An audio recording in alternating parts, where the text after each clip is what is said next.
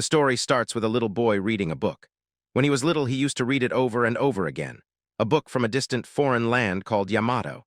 He loved that book with its beautiful illustrations depicting magical beasts. It introduced to him the beautiful form of Fenrir. He always paused at that one page, and now, before his eyes, a Fenrir that looks just like the one in that book is looking down at him coldly. At the Shikshika village church, a pastor tells Tigo his job shall be monster tamer. Hearing the job, Tigo gets happy. In this world, when they turn 12, they're assigned a job that suits them. This is considered a gift from God, and it greatly changes the course of one's life. He arrives home, and his family welcomes him back. His mother asks what job he was gifted when he tells her monster tamer. His father says he got quite an interesting job there, while his sister says that's great. She wishes she could tame cute animals too. His mother then grabs him, saying now then, to celebrate his job assignment, she has prepared some special dishes. Let's start the party when everyone cheers. His father, after eating, tells them their mother was an amazing swordsman, beautiful and admired by everyone. Tigo looks at him and thinks Dad always tells this story whenever he gets drunk. His father says being able to make weapons for his mother was his greatest pride. His dad was gifted the job of blacksmith, and he works as one in Shikshika village. When Mom was an adventurer with the warrior job, she fell for him while watching him forge her weapons. She aggressively pursued him. He folded and they got married. Mom never seems to mind this story being retold either. He looks at them, thinking those two are his ideal couple. Afterwards, his friend calls him out when Tigo greets them. His friend says now that everyone is here, let's report the jobs they received yesterday. The first one is Gaston, who tells everyone he's a warrior. The other is Mina, and she tells them she's a mage.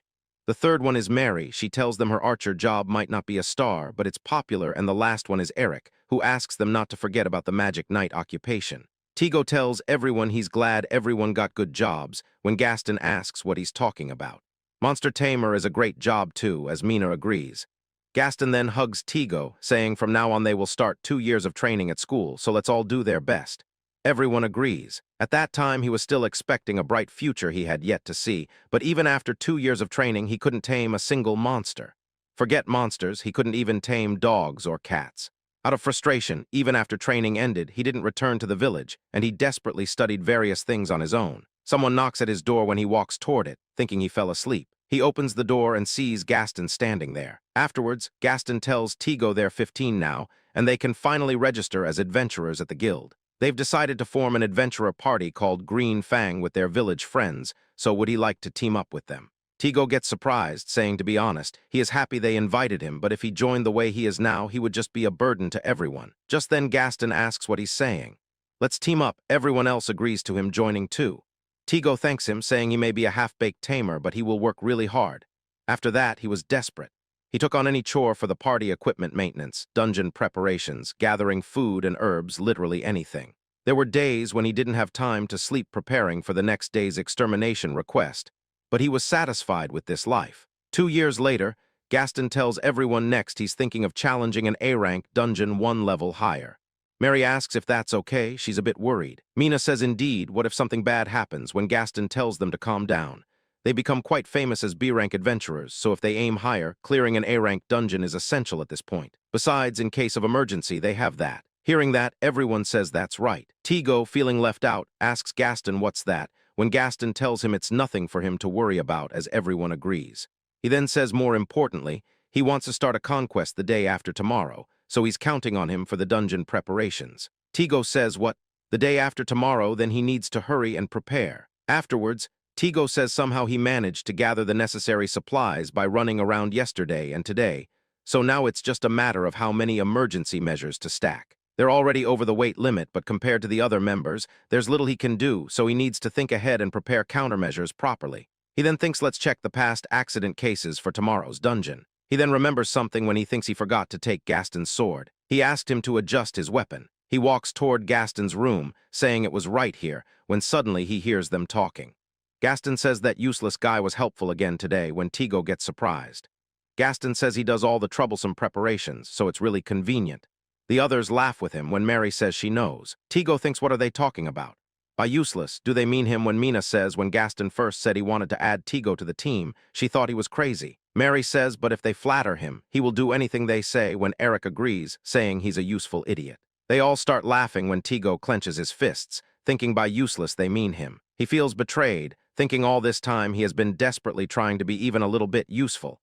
but from the start, they have been making fun of him. If that's the case, he will quit this party on his own. Just as he was about to open the door, he thinks, but even if he was just being used, the fact that he was happy to be included is true. He then turns, thinking he will responsibly complete the last job he has taken on, and after that, he will quit the party. In front of the dungeon's entrance, Mina says she's nervous. Eric says the lowest level is the 14th floor.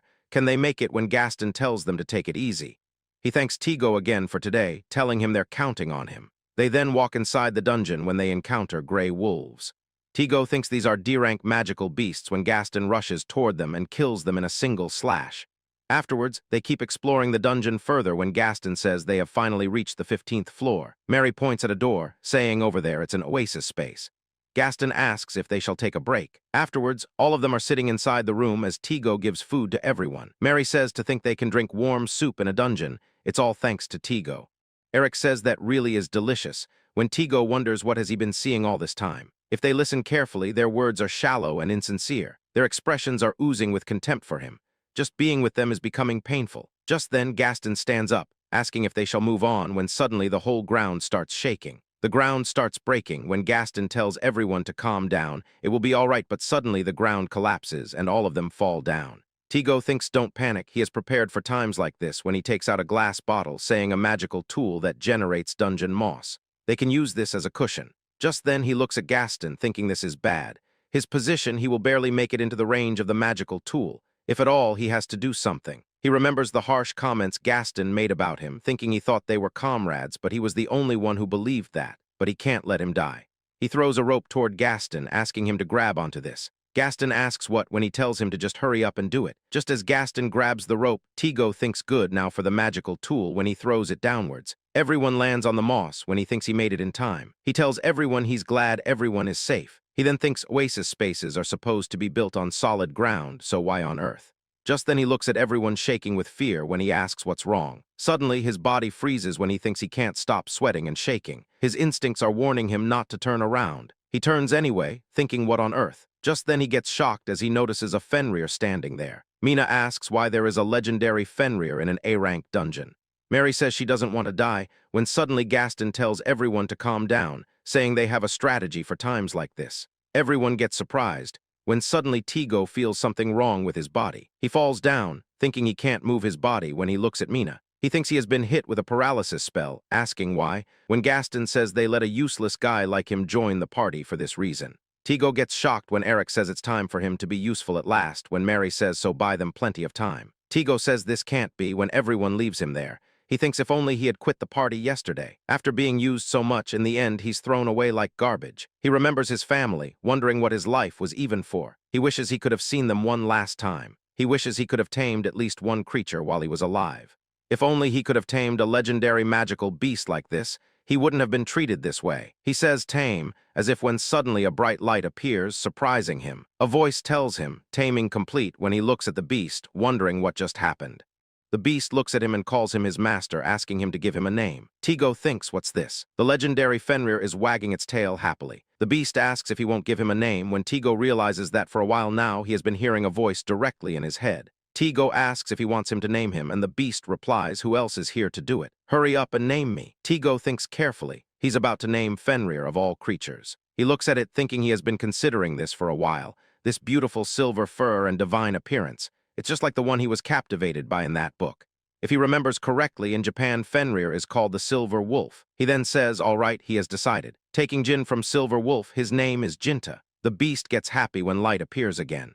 Tigo then opens his eyes and looks at the beast, saying he has shrunk. Ginta says this way it will be easier to talk with his master. When Tigo gets surprised, asking if he just spoke, Ginta says since he has become his tamed beast, it seems he can speak the human language. Tigo asks if that's really possible. Besides, he's just a half-baked tamer.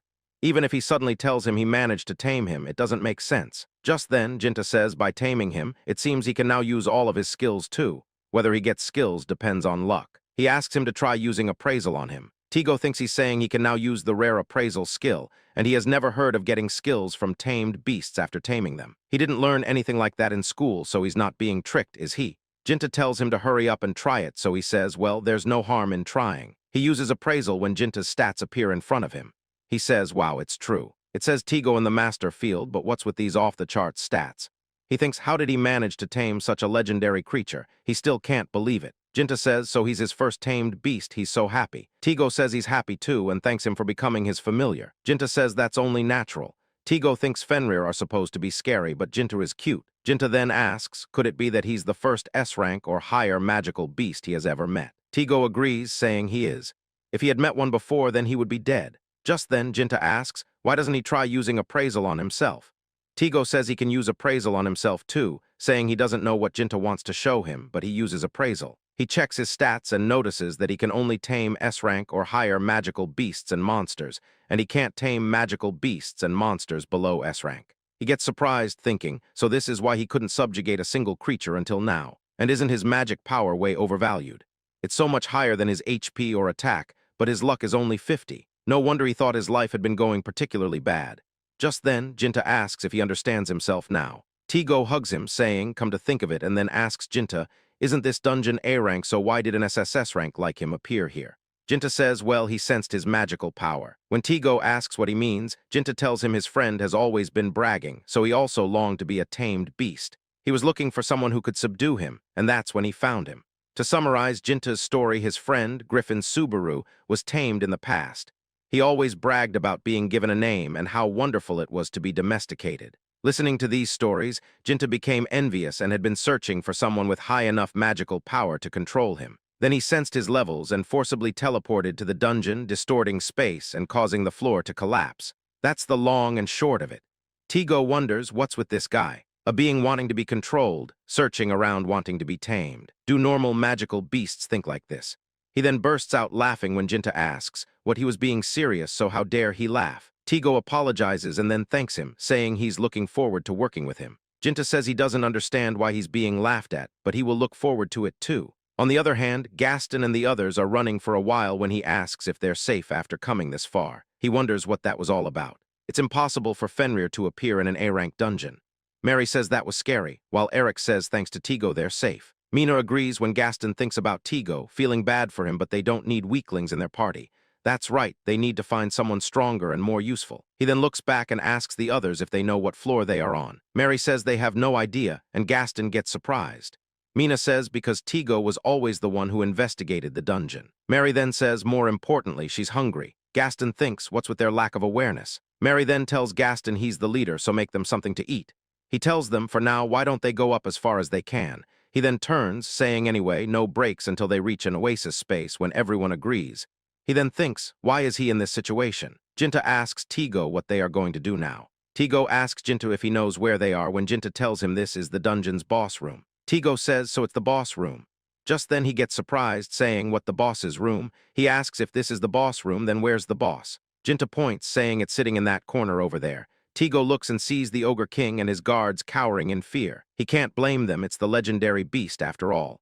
Ginta asks what he wants to do. Does he want to clear the dungeon? Tigo agrees happily, saying to clear it they need the key the boss has. Ginta asks key when he gives him the key. Tigo thinks SSS-Rank is amazing. Afterwards, Tigo conquers the dungeon and writes his name. He thinks it was always Gaston who called dibs before. He was jealous. Just then, a treasure box appears. He looks at it, hoping there's a rare item inside, but he remembers his bad luck. He then asks Ginta to try opening it, when Ginta agrees and opens the box. Inside the box is a magic sword crafted by the famous errand, S-rank, and 1,000 gold coins. Tigo picks up the sword, saying this is amazing. He has never seen so many gold coins before, and this sword is incredible. He says he's so lucky, when Ginta asks if he's really amazing. Ginta then says, well, he heard from the Griffin that when they do something good for their master, they reward them with a pat on their belly and such. Tigo gets surprised, then hugs him, saying he will pat him as much as he wants. After walking out of the dungeon, Tigo says, fresh air after so long, it feels great. Just then, someone asks, isn't that Tigo? They say that's the clear point, which means he has completed it while congratulating him. Tigo thinks it's everyone from the guard squad when one guy asks where the other members are. Tigo tells him it's just him when the guy asks what he means. Tigo tells him he was used as a decoy by Gaston and the others. They abandoned him in the dungeon when the guy asks if that's true. Just then, Ginta tells him it's true. Those scoundrels threw their master before him and ran away. Looking at him, everyone gets scared, saying the magical beast spoke. They say this is really bad. Why is the legendary Fenrir here of all classes? Tigo thinks he had the same reaction, so he understands. He then asks everyone to please calm down as he hugs Ginta, telling them this is his tamed beast. The others get scared, telling Tigo to run or he'll be killed. Just then, one of the guys notices Ginta being happy, and they all get surprised, saying Fenrir is being petted and it's wagging its tail like crazy. After hearing the whole story, the guy says, so that's what happened. Normally, he would have been killed in an instant, but Tigo is something else. His first tamed beast is a Fenrir. It's unbelievable. The guy then says, that's right. He never liked how the Green Fang operated from the beginning. It seemed like they were treating him like a slave, so he's really happy that Tigo was able to claim such an amazing magical beast like Fenrir. Tigo thanks him, thinking even though there were people who cared about him, he was too stressed to see anything. Just then, the guard captain, Silk, appears and asks Tigo if he can have a moment. He tells him this incident is too big to ignore, so they need to report it to the guild master at the Adventurers Guild. Can he come with him now? Tigo agrees. Inside the dungeon, Mary shouts, saying she can't take this anymore. It's impossible. When on Earth are they going to get out of this dungeon? Eric tells her there's no use complaining. Mina says they fell down to the 15th floor and prior records stopped there because they skipped everything. They can't return to the surface except for floors they've cleared, so they have to go back to at least the 14th floor. She wonders what floor they're on now. If Tigo were here, he would tell them right away. He would prepare delicious food for them, and he would comfort them with kind words. But thinking that won't bring back Tigo, who was killed by Fenrir. She then asks Gaston to give her something to eat when he tells her to shut up, saying they don't have anything. Stop whining and keep walking. If they don't get out of this dungeon soon, then they'll all die. She thinks Gaston, who she thought was reliable, has been nothing but angry since Tigo disappeared, so what's going on? When will they ever get back to the surface? Afterwards, on the other hand, Tigo thinks this is Dubrovnik City. As a castle town, it's the most prosperous city in the Vainstein Kingdom. It's the #1 most popular city to live in. At the entrance of such an amazing city, they were stuck, unable to enter. The reason is simple. The gatekeeper fainted upon seeing Ginta, so they couldn't complete the entry procedure. Now Ginta and he are waiting for Mr. Silk. Ginta says he wants to enter the city soon. He has never been in a human city before, so he's excited. Tigo thinks talking with Ginta reminds him of Rimu. He thinks he hasn't been home once since he left for training. He stubbornly decided not to return until he could tame a magical beast. He must have worried them. Dad will probably scold him, and he might make Mom cry, but now he misses them so much. The guild master arrives with Mr. Silk, apologizing for the wait. The guild master then looks at the beast, saying there really is a Fenrir. He looks stunned, saying it's his first time seeing one. Tigo thinks he wonders if this person is the guild master. The guild master then introduces himself as Schenker, the guild master, while Tigo introduces himself, saying it's nice to meet him. Afterwards, Schenker says he would like him and his companion to come to the guild right away to hear their story, but the townspeople might faint like the gatekeepers if they see Fenrir. After the three of them think of a way to show that Ginta isn't scary, Tigo sits on top of Ginta while Mr. Silk and Schenker follow him. Ginta thinks if this is really the right solution, but why does he look so proud? Everyone is looking at them, saying that Guy is riding on a Fenrir. The guild master and Captain Silk are with them too, wondering who's that young boy. Tigo thinks he's a nobody, just an ordinary person. Please, get to the guild quickly before he dies of embarrassment. Afterwards, Schenker tells him they've finally arrived, so let's use the special room on the 2nd floor. Tigo thinks that took forever. Afterwards, they're sitting in the special room when Tigo thinks he has been to this building many times, but it's his first time entering the special room. The maid brings them tea and cookies, asking them to please enjoy when Tigo thanks her. Ginta then says these round and square things smell good. Tigo tells him these are called cookies and they're sweets. He asks if he wants to try them when Ginta eats one, saying this is delightful. He demands more cookies. Tigo thinks so Ginta has a sweet tooth when the maid says she brought plenty. Afterwards, Schenker says, well then, first talk about the Green Fang that Tigo was a part of. What they did to him is a criminal act, and the guild will have to impose some kind of punishment. However, not that he doubts him, but according to the guild's regulations, they need to verify that he's not lying. Tigo says that's fine, when Schenker says now they will use this crystal of truth to determine if there are any holes in his story. Schenker says if there's a lie, the crystal will glow red. This conversation and imagery will be recorded by magical tools, asking if that's all right. Tigo agrees. Schenker then says, here's the question when Fenrir appeared before him. How did the Green Fang treat him? Tigo tells him they cast a paralysis spell on him and used him as bait. While he was immobilized, the Green Fang members escaped. Schenker looks at the crystal, saying nothing is happening. This confirms that what he said about the Green Fang is the truth. Captain Silk tells Tigo that's great. They have already processed his withdrawal from the Green Fang, so he will be starting from scratch but to do his best. Tigo thanks him when Schenker says that's right.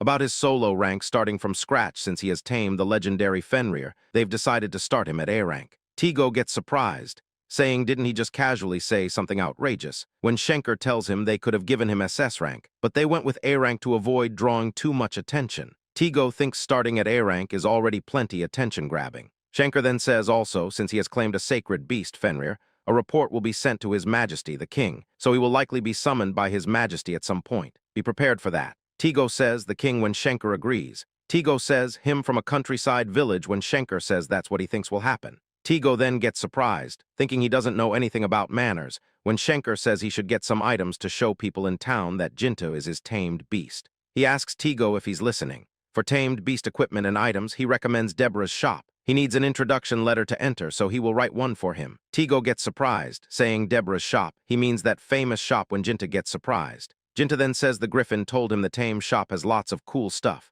Subaru has so many cool trinkets and always brags to him, which made him so jealous. Anyway, he wants to go there quickly when Tigo agrees. Shankar gives him a letter, telling him to use this to enter. He then says he hates to rain on his parade, but Deborah is a bit eccentric. He could say she's not easy to deal with, so be careful when Tigo gets surprised. Afterwards, Ginta and Tigo arrive at Deborah's shop when they say they're here. Tigo says to think he can enter this famous store that all monster tamers in the area dream of. Ginta says this is his kind of shop. He can finally become cool now. Tigo thinks he's concerned about what Shankar said, but well, let's go in. Just as he opens the door, a guard welcomes them. With an intimidating aura, he asks if they have a letter of introduction. Tigo hands him the letter, thinking he's scary. The guy looks at the letter and then thanks him for visiting, asking him to please follow. Tigo thinks he's too intimidating when the guy shows him the way. Afterwards, inside the shop, a lady welcomes them to Deborah's shop, saying she's the owner, Deborah.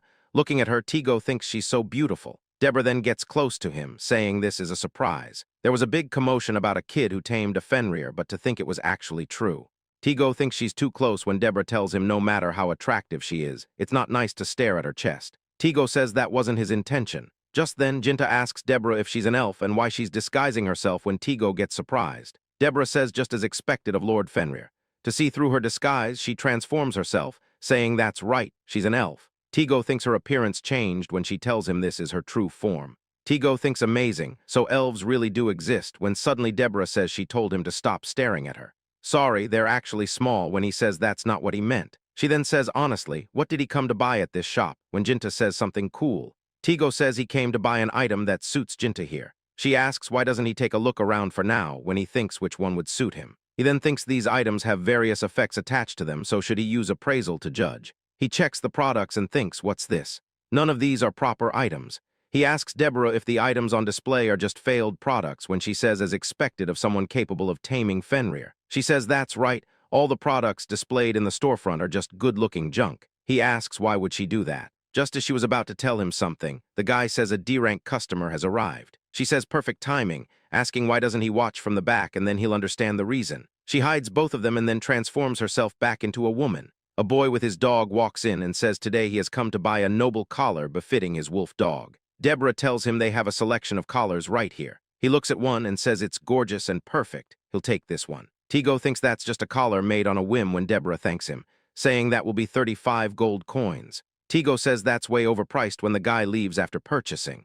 Tigo thinks the famous Deborah's shop is a store that sells useless products at high prices. Just then, Deborah comes back when Tigo asks what is he being shown here. She tells him he sees her shop requires a letter of introduction to enter, but foolish nobles buy their way in with money. That's why she only puts junk products in the storefront to sell to such people. Her real masterpieces are here. She takes them into a room and shows them a bunch of products, saying they're all her pride and joy. Looking at them, Tigo says amazing, they're all incredible. Just then, he looks at a bright red cloak with shimmering gold embroidery, thinking he has never seen such a beautiful cloak before. Ginta looks at it too when Tigo asks if he likes this red cloak. Ginta asks how he can tell, saying that's right, it's red, sparkly, and cool. Tigo asks Deborah if he can try putting this cloak on him when she says choosing that one shows he has good taste. Tigo puts the hero's cloak on Ginta. It nullifies the effect of all magic once and increases magic power by 20% and vitality by 20%. Ginta says he likes this one. This is truly cool when Tigo says it suits him well. He tells Deborah they'll take this one when she thanks him, saying that will be 120 gold coins. Hearing the price, he gets shocked, thinking so expensive, but the cloak's effect is amazing, so he guesses the price makes sense. Plus, he got 1,000 gold coins from the treasure chest today, so he agrees on buying it. Afterwards, he looks at Ginta, thinking he keeps staring at himself in the mirror. He then says may he ask her something that's been bothering him, when Deborah asks what is it. Tigo asks why she's hiding the fact that she's an elf. This is the first time he has ever seen one when she asks if he doesn't know about the elf hunts that happened long ago. He asks Elf hunts, when she tells him until about 500 years ago there were many nobles who made a business of collecting elves. Beautiful elves were sold for high prices, so everyone rushed to hunt them excessively. They were auctioned off as slaves and treated horribly. Elves were living quietly in hiding, but one day the nobles all began hunting elves at once. The number of elves captured at that time amounted to 70% of the surviving elf population when Tigo gets shocked, asking what kind of story is this? It's terrible. She says, but when the new King Alexander took the throne, he purged the corrupt nobles and banned elf hunting, granting rights to elves. Since then, things have been peaceful, but many elves still put up barriers in the forests and live in hiding, avoiding contact with humans. He says, then why does she choose to interact with humans when she says she's an odd elf? There are bad humans, but there are also good kids like Tigo, so it's fun to observe them. After all, elves live for a long time. Living in isolation would get boring. He asks Deborah then how old she is when she smacks him on the head, saying it's rude to ask a lady her age. He then thanks her for teaching him so much when she tells him to come ask any time because she's taken a liking to him after all. She then says that's right, he has just tamed Fenrir, so doesn't he need grooming supplies? He asks grooming, when she says like a brush for brushing and oil and shampoo to make the fur even silkier and shinier. She recommends those when he thinks Ginta could become even shinier, telling her he'll buy it all, when she thanks him for purchasing, saying that will be 5 silver coins and this is a bonus. She gives him 2 bracelets, saying it's a bracelet that lets them know where the other owner is, no matter where they are when he thanks her. He calls Ginta, asking him to come here for a moment when he asks what's this. He shows him the bracelet, telling him they wear it like this, and that this bracelet matches his. Tigo puts the bracelet on Ginta, thinking it adjusted to the perfect size the moment he put it on. Ginta then wags his tail happily, saying this must be what they call matching with the master. He did it, he has obtained the noble matching item. Tigo thinks he's parroting Griffin Subaru again. Griffin Subaru is Ginta's friend, and he keeps teaching Ginta weird things, but he wonders what kind of creature he is. He wonders if he will ever get to meet him, telling Ginta he's too excited. Somewhere on top of a mountain, Griffin Subaru is sitting. Afterwards, Tigo tells Schenker he's thinking of going back to his hometown for a while. Schenker says so he's leaving this town, that's a bit sad, when Tigo says he will come back once things settle down. Schenker says he better make sure to stop by the guild too. Afterwards, Ginta asks Tigo if they're going to a different town. Tigo agrees, telling him he's planning to return to the village where he was born and raised. He wants to introduce him to his family when Ginta gets surprised, asking family introduction. He says he shall experience this so-called family bonding. Tigo thinks what's with these novelty terms he keeps coming up with. It must be another thing he learned from his friend Subaru. Ginta says he heard it's a blissful experience, so he's looking forward to it. Tigo says, well, he's glad he's excited, but it will take at least a week to get to the village even if they hurry. Before that, let's go shopping in the market district. Afterwards, both of them do some shopping when Tigo says thanks to his appraisal skill, he got a lot of great deals, even some super rare armor. He also got that magic stove he has always wanted. And thanks to the divine item box skill, they can carry lots of food without worrying about weight or spoilage. He then tells Ginta they are all set, so let's get to the village as they both leave. Afterwards, as they are walking, Tigo looks around, thinking this is strange. No monsters or magical beasts are attacking them. Actually, they're not even showing up. He kind of gets why, though. They're probably too scared of Ginta to come out, even though he's so cute. After a while, Tigo says they've walked quite a bit, so should they set up camp around here for today? Just as he's putting up the camp, Ginta tells him he hears screaming, so what should they do? Tigo asks what does he mean what should they do? It's obvious someone might be under attack, so they have to go help. Ginta tells him to climb on his back when Tigo agrees and climbs on. Ginta starts running when Tigo thinks what incredible speed. He'll fall off if he doesn't hold on tightly. Ginta then stops, telling Tigo over there when Tigo sees goblins, orcs, and humans fighting each other. A guy asks his tamed beast to go get them and take everything valuable they can find. Tigo thinks beast tamers turned bandits. To make tamed monsters do such things. Ginta asks if they're going to help those people being attacked when Tigo agrees, asking but how should they help them? Ginta says it will be over quickly, then attacks them with lightning, knocking them all down. Tigo gets surprised when he tells Ginta that's too much. Ginta says he doesn't know how to hold back though. Afterwards, the bandits are healed by Ginta's recovery magic when Tigo thanks him. Just then, an old man with his daughter thanks them for saving them. He tells Tigo they were on their way to deliver goods to Luxembourg when these people attacked them. He thought they were done for, but thanks to them both the merchandise and their lives are safe. They hired guards, but they were struggling against the sudden appearance of bandits and monsters. He just came in time. They then bow, saying they're truly grateful. The guy then says he apologizes for not introducing himself earlier. He's Il Gerard of the Gerard Trading Company, and this is his daughter, Mimely. Hearing the name, Tigo gets surprised. The Gerard Trading Company is so famous that even he has heard of it. They found some incredible people when he introduces himself. Gerard then looks at Ginta, saying he's a Fenrir. To think he can command the legendary Fenrir and he's so beautiful too. Ginta says it's true, when Mimely says she would love to touch his beautiful silver fur. Ginta says indeed he's beautiful when suddenly his stomach growls. He says he's hungry when Tigo giggles, asking, well then, shall they all have dinner together? He thinks since there are so many of them, how about a barbecue party? He bought plenty of meat at the market district. If he prepares a few grilling stations then. He starts preparing when Gerard says using stones as a substitute for an iron plate is a nice idea. Is he sure it's all right for them to eat with him when Tigo agrees, saying barbecue tastes better when eaten with everyone. The meat then gets ready when everyone looks at it while drooling. Tigo then says now let's add his homemade special sauce, telling everyone to let's eat. He takes a bite, saying it's so good. This sauce goes perfectly with the meat. Gerard and Mimely agree, saying it's light yet rich. They have never had such a delicious sauce before. Gerard says don't tell him he's a famous chef when Tigo says he's nothing that impressive. Afterwards, Tigo tells Gerard they're heading to Shikshika village, so this is where they part ways. Gerard thanks him when he hands him a card, saying as a token of their gratitude, please accept this. Tigo thinks he's not sure what kind of card it is, but he can tell it's something amazing. He asks what's this card, when Gerard tells him this card allows him to stay for free anytime at any lodging facility operated by the Gerard Trading Company, so please take it. Tigo gets surprised, saying he can't accept such an incredible gift when Gerard insists, saying he must take it. Tigo takes it and then thanks him when Gerard says they plan to stay in Luxembourg for about 2 months. If he would like, they would love to see him again in that city. Tigo thinks it's a big city not too far from Shikshika village, saying he will make sure to visit after leaving the village. Mimely says he absolutely must. She will be waiting when Tigo tells her it's a promise. He then asks Ginta if he could teach him magic before they reach the village. He got the all-element magic skill when he tamed him, but it seems it's not so easy that he can use it without any practice. Ginta says very well when Tigo thanks him. Ginta asks so let's start with the basics of water magic or wind magic when Tigo tells him wind magic. Just then, a gust of wind appears when Tigo tells Ginta all of a sudden. Ginta says this isn't his doing.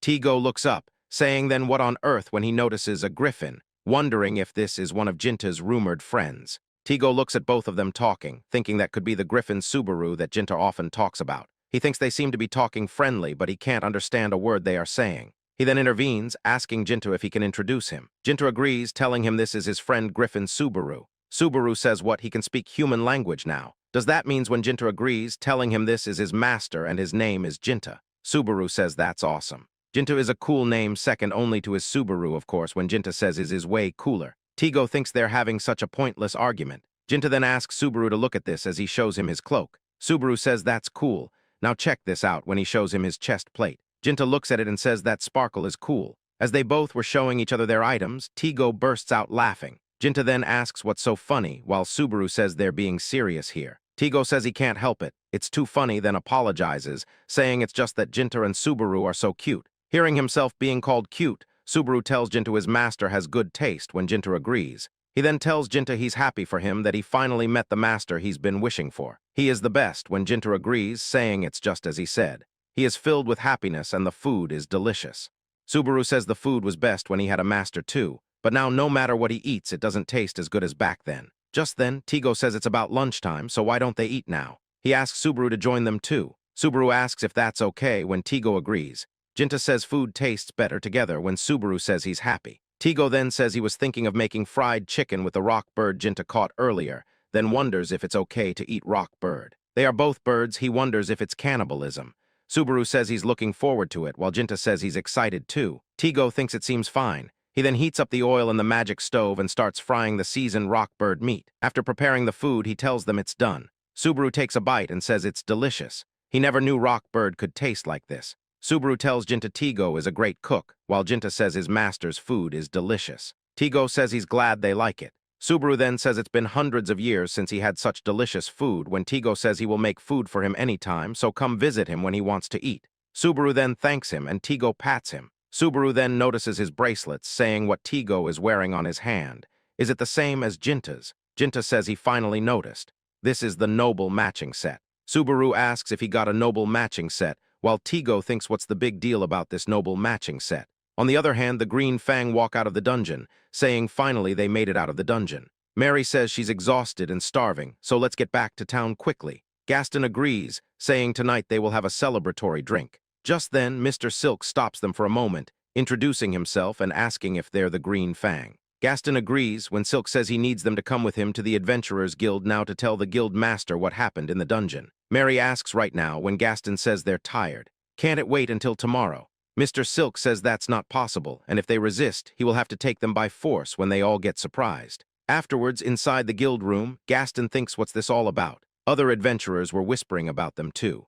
He thinks something isn't right when Schenker appears and greets them. He says let's get right to it. He would like to ask them some questions. He believes they had one more member in their party asking where he is. Gaston gets surprised, thinking why is the guild master suddenly asking about Tigo. He tells himself not to panic and just stick to the story they agreed on, telling him he sacrificed himself to save them.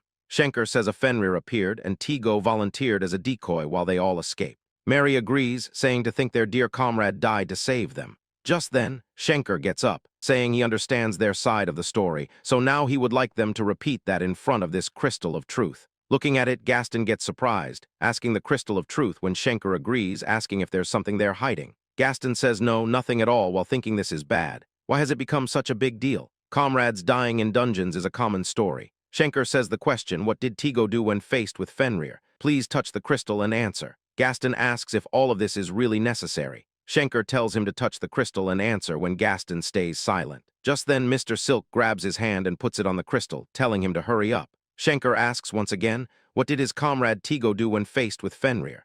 Gaston says Fenrir suddenly appeared, and Tigo voluntarily became a decoy as the crystal turns red. Schenker says that's a lie. They used him as bait, a cruel party who cast a paralysis spell on their comrade. Mary asks how did he when Schenker tells them they know Tigo isn't dead. In fact, he returned to town before they did. They all get surprised when Gaston says that guy is still alive. Schenker looks at them coldly and says if Tigo had died, then they would be in jail right now. Everyone gets surprised when Schenker says as for their punishment, the Green Fang party rank will be demoted to F rank. They should be grateful it's just that. Gaston thinks what's there to be grateful for. They worked their way up to B rank and now they're at the bottom. Schenker says, well, let him add, their credibility has plummeted, so they'd better cherish their current members and get along when he leaves. Outside the room, the maid asks Captain Silk if the punishment for Green Fang was rather light. He asks if she thinks so, telling her on the surface it's just a demotion to F rank, but their bad reputation has already spread throughout the royal capital, so they're finished as adventurers. Tigo, on the other hand, thinks Ginta and Subaru have been chattering on and on. Just listening to their conversation doesn't sound like magical beasts talking, more like village ladies gossiping. He then thinks that's right, he should appraise Subaru. When he uses appraisal and checks his stats, he gets surprised.